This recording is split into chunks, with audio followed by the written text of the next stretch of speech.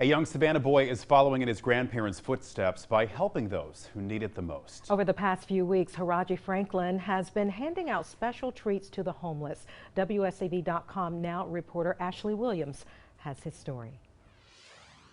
Haraji Franklin wanted to do something kind for those in need. The 8-year-old's grandfather is a pastor at Second Ebenezer Missionary Baptist Church. Living nearby is a community of homeless people. They're living outside, but some of them have no place to stay at overnight.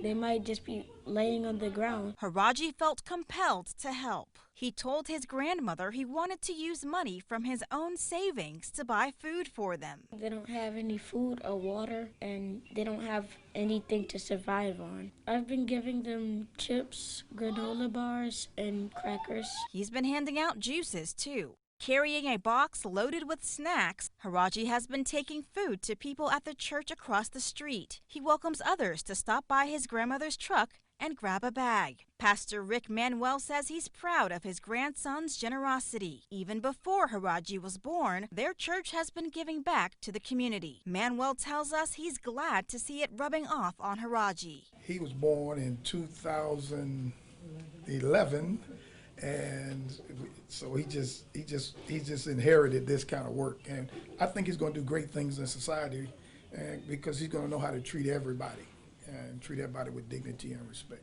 Haraji hopes to keep handing out his special snack bags in the future. Ashley Williams, WSAV.com Now.